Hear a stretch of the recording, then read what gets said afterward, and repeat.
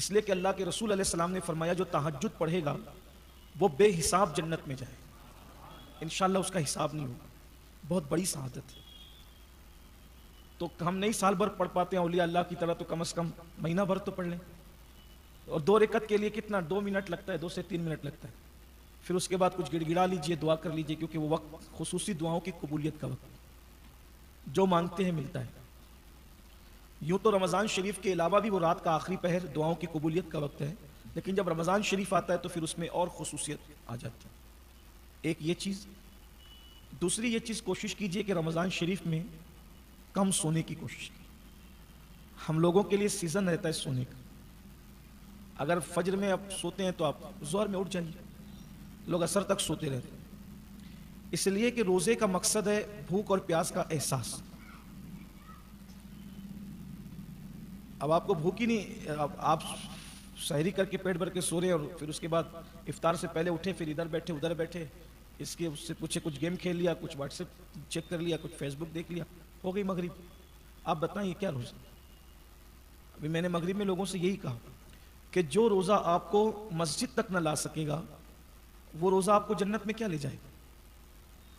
وہ تھوڑا سا روزہ اب تک آپ نے اپنی مرضی سے رکھا ہے، ذرا اللہ رسول کی مرضی والا روزہ بھی ایک مرتبہ رکھ کے دیکھ لیں، تو اس کی برکت آپ زندگی بھر محسوس کریں۔ اور آپ سے یہ بھی گزارش ہے کہ سب لوگ اس تصور سے اس رمضان شریف کو گزاریں کہ شاید یہ ہماری زندگی کا آخری ماہ رمضان ہے۔ اللہ آپ سب کو ہم کو بار بار نصیب کرے، لیکن اس تصور میں جاتا کیا ہے؟ ویسے بھی بزرگان دین کہتے ہیں کہ ہم جو نماز پڑھتے تھے سمجھتے تھے کہ یہ ہماری زندگی کی آخری نماز، تو جس نماز کو آپ آخری نماز سمجھ کر پڑھیں گے تو اس کی لذت ہی کچھ اور رہے۔ تو اس لیے ماہ رمضان شریف اس تصور سے گزارے کہ شاید یہ میری زندگی کا آخری ماہ رمضان، ایک ایک لمحے کی قدر کیجیے۔ تو اس میں صحابہ کرام تو بستر باندھ کے رکھ دیتے تھے، صحابہ بستر باندھتے تھے کہ سونا نہیں ہے، بس اتنا ہی سونا ہے جتنا صحت کے لیے بہت زیادہ ضروری ہے، باقی جگتے رہنا۔ اور ویسے بھی جاگنا زندگی ہے اور سونا موت ہے۔ اس قوم نے جب سے سونا شروع کر دیا ہے یہ قوم ماری ہی جا رہی ہے۔ جب تک یہ قوم جگتی رہتی تھی اس وقت تک اللہ تعالیٰ نے اس قوم کو بہت عروج عطا کیا، کوئی مارتا نہیں تھا۔ سو رہے ہیں اور سونا موت سے قریب ہے۔ پھر اس کے بعد 4 چیزیں اللہ کے رسول علیہ السلام نے بتائی ہے، اس پر غور فرمائیں۔ یہ حضور علیہ السلام کا بتایا ہوا یہ رمضان شریف کے 4 اعمال ہیں۔ نمبر 1، اور سب کے لیے آسان ہے، کسان ہو، لوم مزدور ہو، سائزنگ مزدور ہو، امیر ہو، غریب ہو، عالم ہو، غیرہ، سب کے لیے آقا علیہ السلام فرماتے ہیں رمضان شریف میں 4 چیزیں کثرت سے کرو۔ نمبر 1، پہلا کلمہ طیبہ کثرت سے پڑھو، لا الہ الا اللہ محمد الرسول اللہ صلی اللہ علیہ وآلہ وسلم۔ کیسے پڑھیں گے؟ لا الہ الا اللہ محمد الرسول اللہ صلی اللہ علیہ وآلہ وسلم، لا الہ الا اللہ محمد الرسول اللہ صلی اللہ علیہ وآلہ وسلم۔ پہلا کلمہ کثرت سے، سب کو یاد ہے، کثرت سے پڑھیں، اس سے بہتر کوئی ذکر نہیں۔ نمبر 2، استغفار کی کثرت کریں، استغفر اللہ ربی من کل ذنب واتوب الیہ۔ جو استغفار یاد ہو، بہت لمبا چوڑا نہ یاد ہو تو استغفر اللہ استغفر اللہ استغفر اللہ کرتے رہو۔ یہ 2 عمل ہو گئے۔ پھر 2 عمل دعا سے تعلق رکھتے ہیں، فرمایا جنت کا سوال کرو، رمضان شریف میں کثرت سے جنت مانگو۔ اس میں تھوڑا عشق کی بات اور ایڈ کر لیں، جنت تو سب کی ضرورت ہے لیکن ساتھ میں عشق کی بات اور ایڈ کر لیں۔ جب اتنی بڑی بارگاہ سے مانگ رہے تو پھر کچھ بڑا مانگیں، حالانکہ جنت بھی بڑی چیز ہے، لیکن جنت ہی نہ مانگیں بلکہ جنت میں حضور علیہ السلام کا ساتھ مانگیں، ان کے ساتھ جنت چاہیے، ان کے پڑوس میں، اور ملے گی۔ حضرت موسیٰ علیہ السلام نے جب پوچھا تھا وہ بڑھیا سے کہ یوسف علیہ السلام کا مزار کہاں ہے، تو بڑھیا نے کہا میں جانتی ہوں لیکن شرط ہے کہ آپ کے ساتھ جنت چاہیے۔ تو آپ نے فرمایا کہ تو جنت مانگ لے اتنا کافی ہے، میرے ساتھ جنت، نبی تو نبی ہے۔ تو جبریل تشریف ہے، کہا دے مانگتی ہے تو دے دیجیے، کیا جاتا ہے، اس کے کرم میں کمی کہاں ہے، وہ مانگتے تو دے دیں۔ تو جب بڑھیا مزار یوسف بتا کر حضرت موسیٰ کے ساتھ جنت میں جا سکتی ہے تو اگر آپ ماہ رمضان شریف کی قدر کر کے رسول اللہ کے ساتھ چلے جائیں تو پھر کوئی بعید نہیں۔ تو حضور کے پڑوس میں مانگے، بڑی بارگاہ ہے تو بڑی بات ہو۔ اور یوں بھی میں آپ سے گزارش کرتا ہوں، شاید میں نے پہلے بھی کہا تھا، اللہ کے یہاں ہمیشہ بڑی مانگنا چاہیے، اس لیے کہ بارگاہ بڑی ہے، ہمیشہ وہاں سے بڑا مانگا کرو، بڑی چیز مانگا کرو، اور دینے والا یقین سے مانگا کرو، اس پہ یقین ہے تمہیں۔ تو پہلی چیز کلمہ طیبہ، دوسری چیز استغفار، تیسری چیز جنت کا سوال، اور وہ بھی رسول اللہ کے ساتھ ان کے پڑوس میں صلی اللہ علیہ وسلم، اور چوتھی چیز جہنم سے پناہ مانگنا۔ اس کا وہ دعا سن لیں، اللہم اجرنا من النار، کیا پڑھے؟ اللہم اجرنا من النار. رمضان پڑھتے رہیے. اس کا مطلب ہوتا ہے اللہ میں جہنم کی آگ سے تیری پناہ مانگتا ہوں. اور ایک حدیث پاک میں ہے کہ جو مغرب کی نماز کے بعد کسی سے بات کیے بغیر 7 مرتبہ کہہ لے اللہم اجرنا من النار، انشاءاللہ وہ جہنم میں نہیں جائے گا مغرب کی نماز کی. اور رمضان شریف میں کثرت 4 اعمال ہے: درود شریف، استغفار، اور جنت کا سوال، اور جہنم سے اللہ کی پناہ. اور پھر کثرت سے تو درود شریف پڑھتے ہی رہی. اللہ تبارک و تعالی ہم سب کو توفیق عطا فرمائے. تراویح بھی روز پڑھیے. 2 دن 3 دن پڑھ کے لوگ کم ہونے لگتے ہیں اور حضرت پیر درد کر رہے ہیں. جو قوم اب اللہ کے نام پر 1 مہینے میں روزانہ 1 گھنٹہ نہ کھڑی رہ سکے، حالانکہ مسجد کے باہر بھنکس کرتے ہوئے 1.5 گھنٹہ کھڑے رہیں گے، مسجد کے اندر نہیں کھڑے رہ سکتے. اور کہتے ہیں شیطان بہکاتا ہے، تو شیطان بھی تو اندر ہو گیا، اب کون بہکا رہا ہے؟ تو کیا انسان خود شیطان نہیں بن گیا؟ اللہ کی پناہ، اللہ رحم و کرم فرمائے. ایک بات پھر اس سلسلے میں اور سن لے تو درس شروع کروں. افطار کے وقت تو دعا کا خاص اہتمام کریں کہ اس وقت جو دعا کی جاتی ہے اس پہ فرشتے آمین کہتے ہیں. اپنے گھر کے بال بچوں کو لے کر کے بیٹھیے، خود دعا کیجیے. اور جن کے گھر میں کیبل ہے تو پھر وہاں اسپیکر لگے ہوئے تو وہاں تو دعا ہوتی ہے، تو اسی میں آپ شامل ہو جائیے. جہاں نہیں ہے تو وہاں کم سے کم آپ خود دعا کا اہتمام کریں، جس لہجے میں چاہے کریں، جس انداز میں چاہے کریں، لیکن دعا کا اہتمام کریں. اللہ تعالیٰ توفیق عطا فرمائے. یہ درس شروع ہوتا ہے قرآن مقدس کا. آج آپ نے تقریباً 1.5 پارہ سماعت فرمایا. مختلف مضامین آئے ہیں. آغاز سورۃ الفاتحہ سے ہوتا ہے. سورہ فاتحہ، اس سورت کو سورہ فاتحہ اس لیے کہتے ہیں کہ اسی سے قرآن مقدس کا آغاز ہوتا ہے. اور آپ کو حیرت ہوگی، یہ سورت اتنی جامع ہے. تو ہر سورت کا کوئی جواب نہیں، لیکن اس سورت کی خصوصیت یہ ہے، توریت، انجیل اور زبور میں جتنے مضامین تھے وہ سب اللہ نے قرآن میں جمع کیے، اور قرآن کے جتنے مضامین تھے اللہ نے وہ سب سورۃ الفاتحہ میں جمع کر. اس سورت کے کئی نام ہیں. اس کو سورۃ الشفا بھی کہتے ہیں. پچھلے سالوں میں بہت تفصیل اس پہ گفتگو بھی، لیکن آج میں اختصار سے تاکہ کچھ نئے مضامین پیش کر سکوں. اس کو سورۃ الشفا بھی کہتے ہیں. ڈاکٹروں نے جس بیماری کو لا علاج قرار دیا ہو، اگر روزانہ 41 مرتبہ اس سورت کو آپ دم کریں، انشاءاللہ شفا کے آثار ظاہر ہوں. اس کے پڑھنے کا طریقہ یہ ہے کہ بسم اللہ کی میم کو الحم کی لام میں ملائیں. بسم اللہ الرحمن الرحیم الحمدللہ رب العالمین. پھر اس کے بعد الرحمن الرحیم الرحمن الرحیم الرحمن الرحیم، اس کی تکرار کریں. اور پھر پوری سورت ویسی پڑھے جیسے پڑھتے ہیں. جب غیر المغضوب علیہم ولا الضالین پر پہنچو تو پھر 3 مرتبہ پڑھیں آمین آمین آمین. ایسے 41 بار پڑھیں. مریض پہ دم کریں، اسی کو پانی پہ دم کر دیں اور پلاتے رہیں دن بھر. انشاءاللہ اللہ کی کرم سے شفا کے آثار نظر آئیں. یہ صرف میں کتاب سے پڑھ کے نہیں کہہ رہا ہوں، یہ میرا خود کا اپنا تجربہ. کووڈ کے موقع پر بہت لوگوں نے مایوسی کا اظہار کیا، لیکن الحمدللہ جس کو دیا اس میں سے میں سمجھتا ہوں کہ تقریباً 90% لوگوں کو اللہ تعالیٰ نے جب وہ شفا عطا فرمائی. آپ بھی اگر زندگی لکھی ہے تو آثار ظاہر. اس کو سورۃ الدعا بھی کہتے ہیں. یہ سورہ دعا بھی ہے، یعنی جب کبھی بہت شارٹ ٹائم میں اللہ سے کچھ بہت ڈھیر سارا مانگنا ہو. آج کل تو لوگوں کے پاس ٹائم ہی کم ہے نا. ٹائم آج کم ہے لوگوں کے پاس. علاج 1450 سال پہلے آ. بہت شارٹ ٹائم میں بہت زیادہ کچھ مانگنا ہے تو سورہ فاتحہ پڑھ لو دعا کی نیت سے. جو مانگو گے وہ بھی ملے گا، جو مانگنے سے رہ گیا وہ بھی ملے گا. اس لیے ہمارے یہاں بزرگ اہل سنت میں بزرگوں کی عادت ہے جب وہ دعا اینڈ کرتے ہیں سب کچھ مانگ کے تو کہتے ہیں الفاتحہ. یہ الفاتحہ کیوں کہتے ہیں؟ اس وقت تو سورہ فاتحہ پڑھنی ہوتی ہے آپ کو. اس وقت تو بھی لوگ اپنی اپنی شروع پڑھ جاتے ہیں. اللہ یہ دے دے وہ دے دے، تو سورہ فاتحہ پڑھو، وقت بچے تو پھر کچھ مانگو. الفاتحہ کے وقت اور پھر سورہ فاتحہ اس طرح پڑھا کرو جیسے ابھی بتائے گا. بسم اللہ الرحمن الرحیم الحمد، اس طرح سے الرحمن. محبوب الہی سرکار فرماتے ہیں جو دل میں تمنا اللہ ہر تمنا پوری فرمائے. اس کو سبا مسانی بھی کہتے ہیں. اس میں اصل میں چونکہ 7 آیتیں ہیں اور یہ سورت 2 مرتبہ نازل ہوئی، پوری نازل. اس سورت کی خاصیت یہ کہ یہ مکی بھی ہے اور مدنی بھی، یعنی یہ ہجرت سے پہلے بھی نازل ہوئی ہے اور ہجرت کے بعد بھی. کیونکہ جو سورت مکی ہے وہ مدنی نہیں، جو مدنی ہے وہ مکی نہیں. لیکن اس سورت کی خصوصیت ہے یہ مکی بھی اور مدنی بھی. سبحان اللہ، بڑی برکتیں ہیں اس کے مضامین یہ ہے کہ اللہ تبارک و تعالیٰ نے اس کا آغاز اپنی حمد سے فرمایا. اگر کسی نے الحمدللہ کہہ دیا، ایک بار کسی نے الحمدللہ کا مطلب اس نے اللہ کی خوبیاں بیان کی. اللہ تبارک و تعالیٰ کو اپنی خوبی کے حوالے سے الحمدللہ سے بڑھ کر کوئی اور کلمہ پسند ہی نہیں، سب سے زیادہ یہی پسند ہے الحمدللہ. اور جس کی زندگی کے اندر الحمدللہ کہنا جو سیکھ جائے وہ زندگی کے مسائل سے ہمیشہ نکلتا ہی چلا جائے. آج کل ہم سے لوگ پوچھتے ہیں کہ کیسے ہو، تو کچھ کہتے ہیں میں بیمار چلا. ٹھیک ہے، ڈاکٹر کو بتائیے بیمار ہو تو، پبلک کو بتانے میں کیا ہے. تو کچھ لوگ کہتے ہیں حضرت مندی بہت ہے، پریشانی بہت ہے. بھائیو کس کو سنا رہے ہو؟ جو سن کے بعد میں تمہارا مذاق اڑانا ہے، اس نے جا کر کے تم پہ فکرے کسنا ہے. نہیں کہیے، اپنے مسائل یا تو طبیب کو سنائے یا تو حبیب کو سنائے. ہر ایک کو مسائل نہ سنا، ہر جگہ مسائل سنانے کی نہیں ہوتی. جو پوچھے بولو الحمدللہ. اور اس کی برکت ہے جب بندہ تکلیف اور پریشانی میں بھی کہتا ہے نا الحمدللہ، تو اللہ کہتا ہے میں نے مشکل میں ڈال رکھا ہے پھر بھی میرا شکر ادا کر، اب میں اس سے تکلیفیں دور کر دوں. پھر اس میں اللہ رب العزت نے اپنی شان بیان کی کہ وہ رحمان بھی اور رحیم بھی.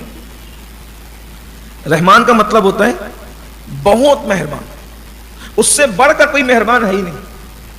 اسی لیے کسی کو بھی اللہ کے علاوہ رحمان نہیں کہہ سکتے. رحمان صرف اللہ ہے اور وہ بہت مہربان.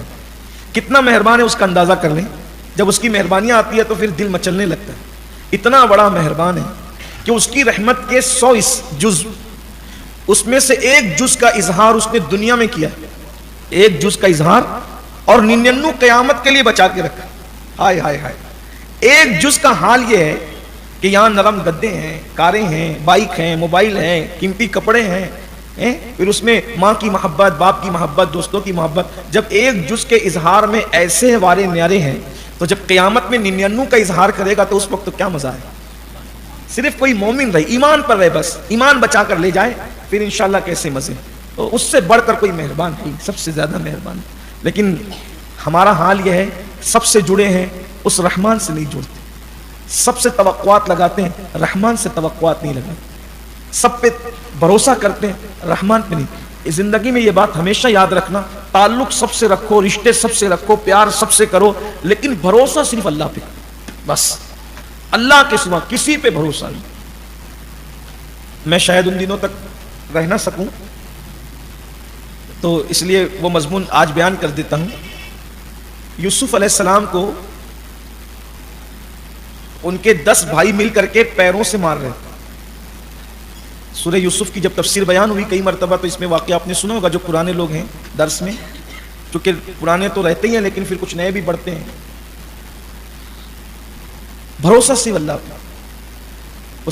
اس کا وہ دیکھ لیں آپ، اس کا مزہ دیکھ لیں، اس کا لطف لے لیں. یوسف علیہ السلام کے 11 بھائی تھے، وہ ملا کے 12 تھے. تو بنیامین تو گھر تھے اور یہ 10 بھائی لے کر چلے تھے. 10 سوتیلے بھائی تھے. ان کو گرا دیا. وہ پورا واقعہ بیک گراؤنڈ آپ سب جانتے ہیں، شاید سنا تو ہوگا کہ یوسف علیہ السلام کو لے کر کے گئے یہ کہہ کر کے ابا امی نے سیر کرانے لے جا رہے ہیں، کھلانے لے جا رہے ہیں، کندھے پہ بٹھا کے لے کر. یعقوب علیہ السلام نے روٹی باندھ کر دی، پانی دیا تو روٹی کتے کے آگے ڈال دی، پانی پھینک دیا. اور پیر ہی پیر سے لاتوں لات سے معاذ اللہ یوسف صدیق کو مارنے لگے. تو جب وہ مار رہے تھے تو یوسف علیہ السلام ہنس رہے تھے، رونے کی بجائے انہیں ہنسی آ گئی. تو ایک کو غصہ ہے، اس نے کہا کہ کیوں ہنس رہا ہے؟ مار کھانے کے بعد بھی ہنستے ہیں. بولے ہنس اس لیے رہا ہوں کہ ایک دن سوچا تھا کہ میرے تو 10 بھائی، ہائے ہائے میرے تو 10 بھائی، اگر کوئی مجھ پہ حملہ کرے گا تو کیسا بچائیں گے؟ اسی لیے ہنس رہا ہوں. یار کی بھی شان ہے، اللہ کی شان ہے. میں نے اللہ پہ بھروسہ کرنے کی بجائے بھائیوں پہ بھروسہ کیا، بھائیوں کو دشمن بنا دیا اور ان سے مار کھلوایا جا رہا ہے. مجھے تو بھروسہ کس پہ کرنا تھا؟ یار.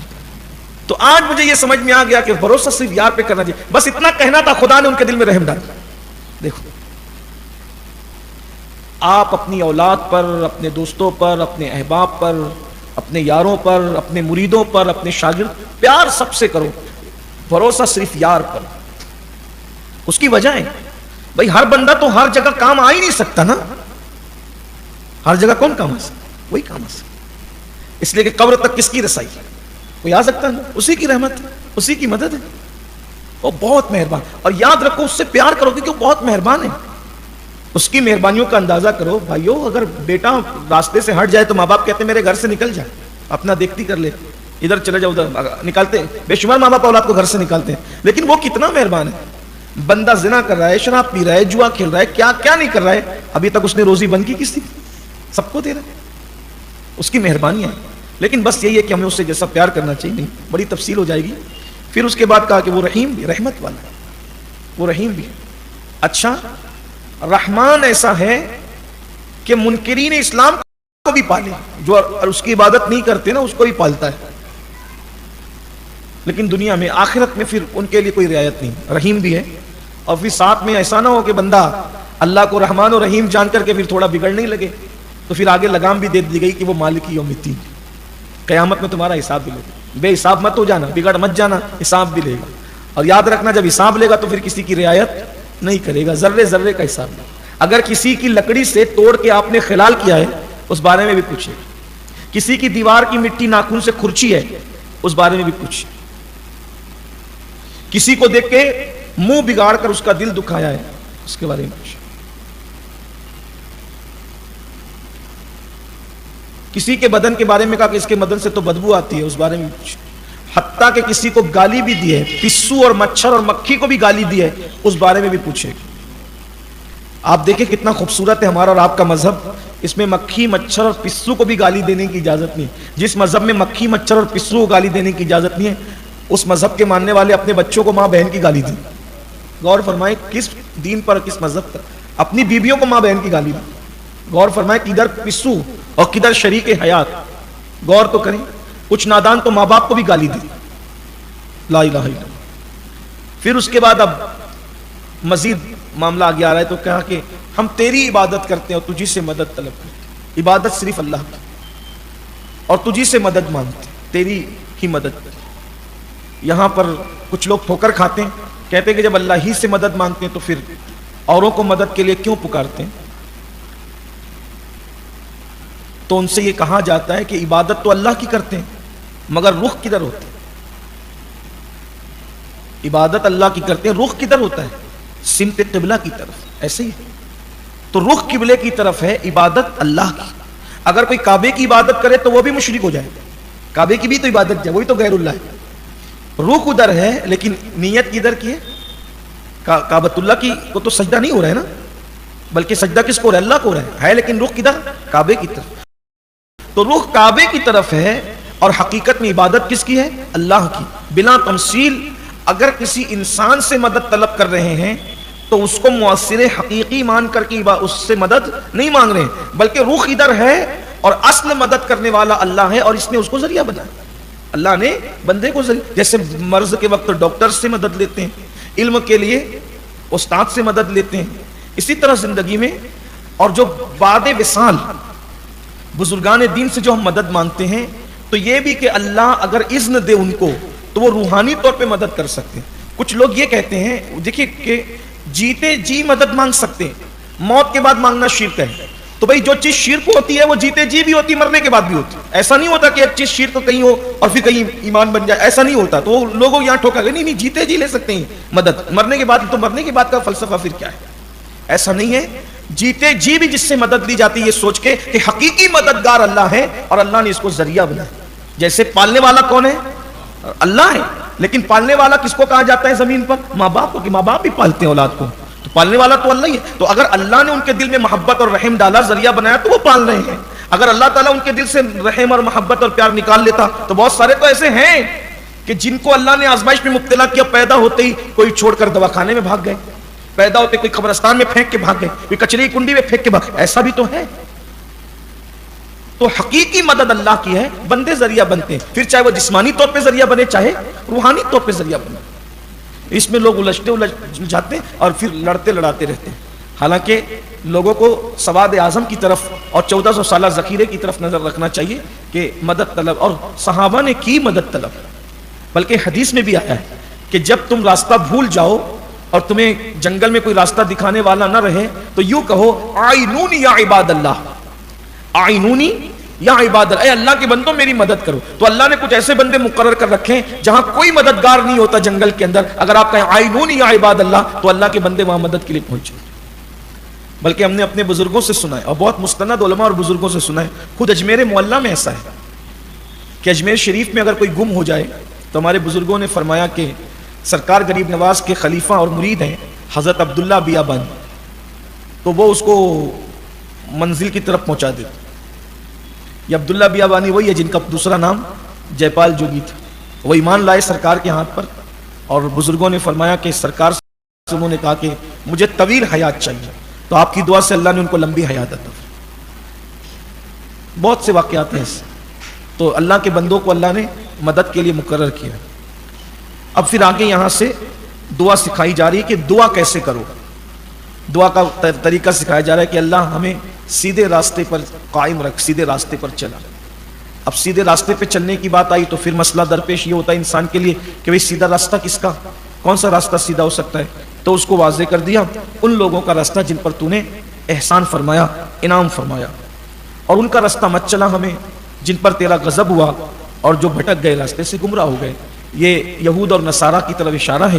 اور جن پہ احسان ہوا تو آگے بیان کیا ایک مقام پر، انعم اللہ علیہم من النبیین والصدیقین والشہداء والصالحین، جن پر اللہ نے انعام کیا وہ انبیاء ہیں، صدیقین ہیں، شہداء اور اللہ کے نیک بندے اولیاء ہیں، ان کا راستہ. تو جب بھی کوئی کام کرو تو چیک کر لیا کرو کہ یہ کام کیا نبیوں نے کیا، کیا صدیقوں نے کیا، کیا شہیدوں نے کیا، کیا ولیوں نے کیا. اگر وہ کام ان لوگوں نے نہیں کیا اور آپ اس راستے پہ جا رہے ہیں تو سمجھ لو کہ آپ اچھا راستہ نہیں جا رہے. یہ سورت سب سے زیادہ پڑھی جاتی ہے دنیا میں، سورت الفاتحہ. اگر آپ فرض بھی پڑھتے ہیں، نفل بھی پڑھتے ہیں، سنتیں بھی پڑھتے ہیں، تو ایک دن میں مسلمان اس سورہ مبارکہ کو کم سے کم 40 بار پڑھتا ہے. ہر رکعت میں پڑھی جاتی ہے، اس سے زیادہ کوئی سورت نہیں پڑھی جاتی. اگر ہم سنتیں موقعہ، غیر موقعہ، نفل، فرض سب ملا کر کے پڑھیں تو روزانہ ہم 40 بار سورہ فاتحہ پڑھنے والے ہو جائیں. اور جب 40 بار روزانہ پڑھو تو اتنا اثر پیدا ہو جائے کہ جس کو سورہ فاتحہ پڑھ کے دم کر کے دے دو اس کو شفا ملے. پہلے ہوتا تھا ایسے، جب ہم لوگ شارٹ کٹ نہیں کرتے تھے، چند رکعتوں پہ اکتفا نہیں کرتے تھے، تو مسجد کے دروازے پہ مسلم غیر مسلم سب کھڑے رہتے مغرب بعد بچوں کو لے کے. غیر مسلم کو بھی اتنا اعتماد تھا کہ نمازی نکل کے دم کرے گا تو میرا بچہ شفا یاب، اور ہو جاتے تھے لوگ. ابھی تو باہر نکلتے ہیں تو ٹوپی نکال کے جیب میں ڈالتے ہیں. اور ابھی مسجد میں نماز پڑھ رہا تھا، مسجد کے باہر نکلنے کے بعد اس کو تکنا شروع. تو اب کوئی نہیں کھڑا رہتا ہے باہر، اس لیے کہ نمازی غیر معتبر ہوگا. جس کی نماز اس کو خود کو فائدہ نہ پہنچائے وہ دوسروں کو کیا فائدہ پہنچائے. وہ نمازی تھے. اچھا وہ بہت پڑھے لکھے نہیں تھے، وہ جو بڑے بوڑھے جو مسجدوں کی کبوتری بن کے تھے نا ہمارے بچپن میں، آپ کے بچپن میں، وہ بہت پڑھے لکھے لوگ نہیں تھے. ابھی تو علم بہت آ گیا لوگوں کے پاس، لیکن یقین کمزور ہو گیا. علم بہت آ گیا، عمل کمزور ہو گیا. یہ سب ہو رہا ہے. یعنی انسان اپنے آپ کو سب کچھ سمجھتا ہے. اللہ رحم فرمائے. تو یہ سورہ فاتحہ کا مضمون پورا ہوتا ہے اختصار کے ساتھ. پھر سورۃ البقرہ شروع ہے. یہ سب سے بڑی سورت ہے. یہ سورہ مبارکہ مدینہ منورہ میں نازل، مدنی ہے یہ، اور قرآن کی سب سے بڑی سورت ہے. بقرہ اس کا مطلب ہوتا ہے گائے، البقرہ گائے. اس میں اللہ تعالیٰ نے اصل میں جو سورتوں کے نام ہیں وہ اس کے مضمون پر رکھے جاتے ہیں. تو یہ جو سورہ ہے اس کے اندر اللہ نے گائے کا ایک واقعہ بیان فرمایا، اسی وجہ سے اس کا نام سورۃ البقرہ ہے.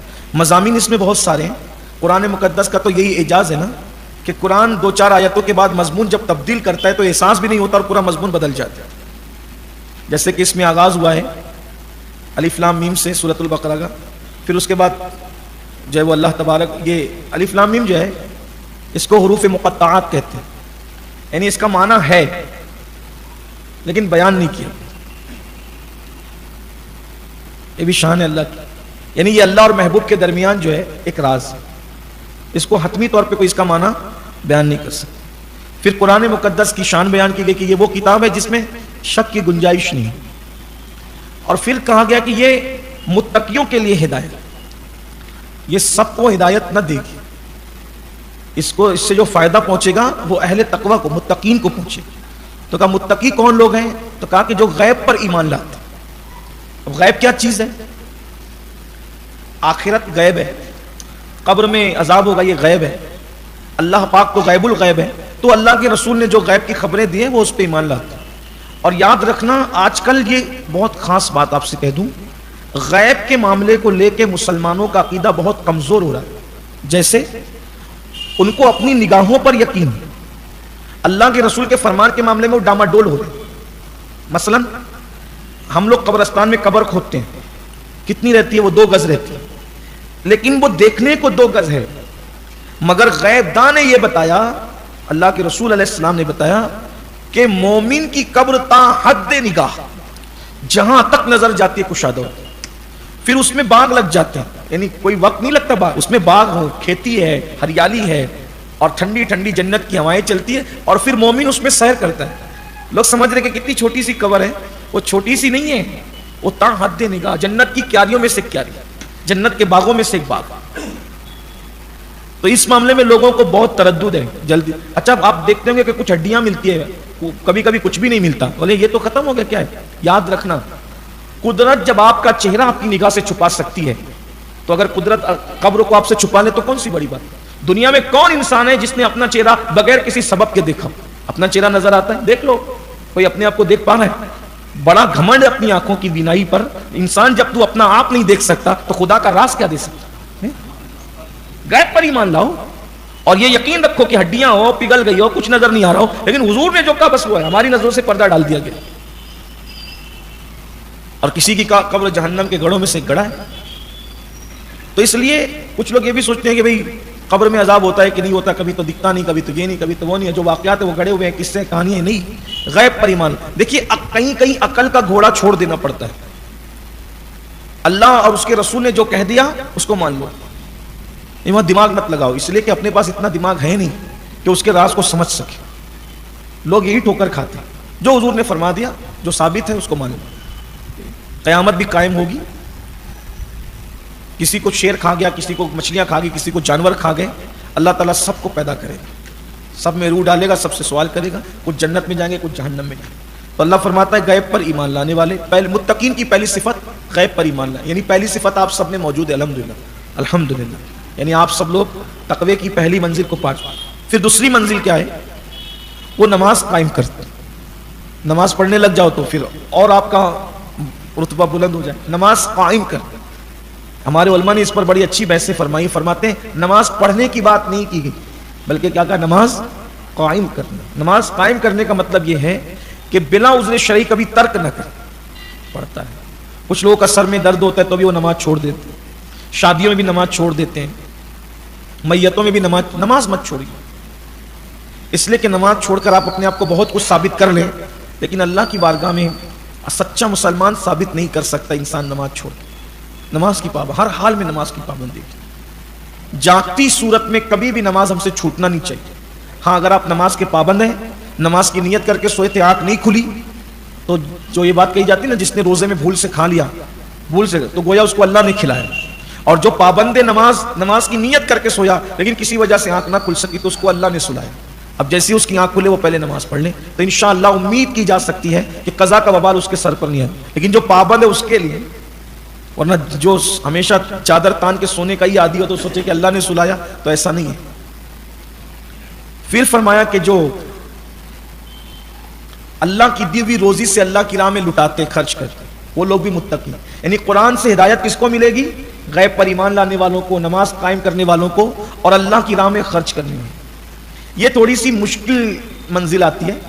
کچھ لوگوں کو میں نماز پڑھتے بھی دیکھتا ہوں، غیب پر ایمان بھی لا چکے، اس کو ہی مانتے ہیں، لیکن اللہ کی راہ میں خرچ کرنے کی بات آتی ہے تو بڑے کنجوس ہو جاتے ہیں۔ بچوں کو بازار لے جائیں گے تو جیب بھی بھر کے لے جائیں گے، ساتھ میں ATM بھی لے کر جائیں گے، کریڈٹ کارڈ بھی ساتھ میں لے جائیں گے، تاکہ جو دلا سکے دلا دیں۔ اور جب اللہ کی بات آئے گی تو جمعہ کے دن مسجد میں ٹٹولتے ہیں کہ پھٹی ہوئی نوٹ جو کہیں نہیں چلتی وہ نکالیں۔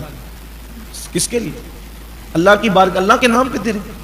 ابھی رمضان شریف آیا نا، جو کھانے سے بچ جائے گا وہ فقیروں میں بانٹا جائے گا۔ کس کے نام پہ؟ اللہ کے نام پہ۔ اللہ کے نام پہ جھوٹا کھلایا جائے، اللہ کے نام پہ پھٹا بانٹا جائے۔ ابھی کچھ لوگ ہمارے شہر کے لوگ زکوٰۃ بانٹیں گے تو کپڑے کی دکان پہ جا کے بولیں گے جو سب میں سستے والا ہے ذرا وہ نکالنا، زکوٰۃ میں بانٹنا۔ واہ بھائی واہ، کیا اللہ والے لوگ ہیں۔ دیکھیں سرکار غوث اعظم رضی اللہ تعالیٰ عنہ بہت قیمتی لباس پہنتے اور اتنا مہنگا پہنتے تھے کہ اتنا مہنگا بادشاہ بھی نہیں پہن سکتا۔ میں کچھ پریشان ہوا، میں خود اللہ کی توفیق سے کچھ عنوانات ایسے ہیں جس کو اللہ نے مجھے بہت توفیق دی پڑھنے کی۔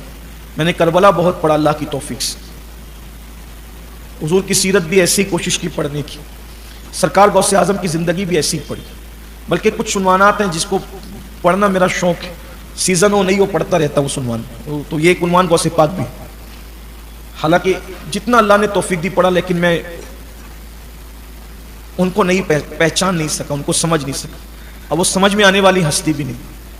غوث پاک خود فرماتے ہیں کہ میں اللہ کے رازوں میں سے ایک راز ہوں۔ کچھ لوگوں کو یہ لگتا ہے کہ میں مبالغے سے کام لیتا ہوں، واللہ میں مبالغے سے کام نہیں دیتا۔ جن کو ان کی معرفت نصیب ہو جائے اس کو سمجھ میں آئے گا کہ غوث اعظم ہے۔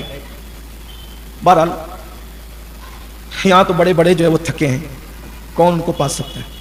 تو میں پریشان ہوا کہ ولی ہو کر اور پھر ولیوں کا سردار ہو کر اتنا مہنگا کیوں پہنا؟ اب وہ بھی روز، آج پہنا اتار دیا، آج پہنا دوسرے دن نہیں پہنا اس کو، یعنی دن بھر پہنا، اب اگلے دن پھر نیا، اور وہ بھی اتنا ہی مہنگا۔ کچھ لوگوں کو اعتراض بھی تھا، جو اعتراض کرتا تھا وہ پریشان ہو جاتا تھا۔ ایک تو ایک مرتبہ تو دکان والے ہی پریشان ہو گئے، دکان پہ خریدنے کے لیے گئے تو بولا سب سے مہنگا کپڑا کون سا ہے؟ تو یہ ہے، کس کو چاہیے؟ بولے غوث پاک کو چاہیے۔ یہ ولی لوگ بھی اتنا مہنگا پہنتے ہیں، جیسے آج کل بھی کچھ لوگوں کا پیٹ دکھتا ہے، مولوی کیوں مہنگا پہنتے ہیں؟ ان کو تو چاہیے کہ مولوی بیچارہ 72 پیون والا پہنے تو ان کی مرادیں پوری۔ جو قوم اپنے امام کے بدن پہ اچھا لباس نہ دیکھ سکے اس کو اچھے دن کیسے آ سکتے؟ بڑا عجیب حال ہے، اللہ رحم فرمائے۔ تو وہ اس نے اتنے بڑے ولی کو کیا ضرورت ہے اتنا مہنگا پہننے کی؟ بس اتنا اس نے کہا، اور اس کے پیر میں جب ایک کھٹی گھس گئی، نکلتی نہیں تھی، تڑپتا تھا۔ تو غوث پاک تک بات پہنچی تھی، وہ کہتا ہے کہ اس طرح کی بات اس سے توبہ کریں، توبہ کیا تو تکلیف دور ہوگی۔ تو میں واللہ میں تو مرشد کے لیے اس لیے پریشان نہیں ہوا کہ انہوں نے معاذ اللہ غلط کیا ہے، کہ یہ نہیں، مجھے یہ تھا کہ اس میں راز کیا، پریشانی یہ تھی کہ اس میں راز کیا ہے۔ بہت ڈھونڈا، تلاش کیا، تو اس کے بعد مجھے ملا غوث پاک کا ایک کال کہ میں اس لیے نیا پہنتا ہوں اور اتنا مہنگا پہنتا ہوں کہ آج میں پہنوں گا اور میرے بہانے کل کوئی غریب پہن لے۔ مقصد یہ ہے، یہ مقصد کہ میں ایسے تو ڈائریکٹ بھائی کسی کو پہنائے تو اس کو جیجا کو جو بھی ہو سکتا ہے، لیکن آج میں پہن لوں اور اسی بہانے کل یہ کسی غریب کو پہنوں، یہ انداز ہے۔ تو اللہ کے لیے لوگوں کا دل بہت چھوٹا ہے۔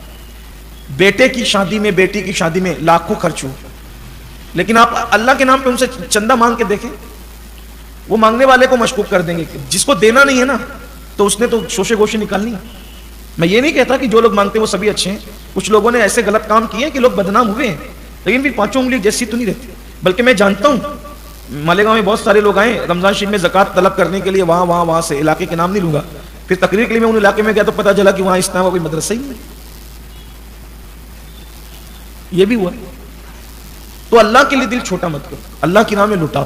اور ایک بات ہمیشہ یہ بھی یاد رکھو، جو اللہ کی راہ میں ہاتھ کشادہ رکھتا ہے اس کو کبھی کمی نہیں۔ بانٹنے والا کبھی تنگ دست نہیں ہوتا، اللہ کی راہ میں دینے والا کبھی تنگ دست نہیں ہوتا۔ یہ جو بچا بچا کے رکھتے ہیں نا، تباہی ان کو یاد تھی۔ ہمیشہ یاد رکھیے یہ بات بھی کہ جو لوگ لے کے بھاگتے ہیں نا، وہ بیوپاری لے کے بھاگ گیا، وہ لے کے بھاگ گیا، وہ لے کے بھاگ گیا، وہ لے کے بھاگ گیا، لے کے انہی کا بھاگا جاتا ہے جو اللہ کی راہ میں کنجوس ہوتے ہیں، جو اللہ کی راہ میں دل کھول کر دیتے ہیں، ان کا کوئی لے کر نہیں بھاگتا۔ تو متقیوں کی نشانی آ گئی۔ پھر اس کے بعد اب آخری باتیں سن لیں اس سلسلے میں۔ پھر فرمایا محبوب جو آپ پر ہم نے نازل کیا اس پہ بھی وہ ایمان لا، یعنی قرآن، اس پہ بھی ایمان لاتے ہیں، اور جو آپ سے پہلے نازل کیا اس پہ بھی ایمان لا۔ اب یہاں ایک خاص نقطہ سن لیں، کیا کہا؟ جو آپ پہ نازل کیا اس پہ ایمان لاتے ہیں، اور جو آپ سے پہلے نازل ہوا اس پہ، یہ نہیں کہا جو آپ کے بعد نازل ہوگا اس پہ ایمان لا۔ کیا کہا؟ جو آپ سے پہلے نازل ہوا، اس کا مطلب آپ کے بعد اب کچھ نازل ہوگا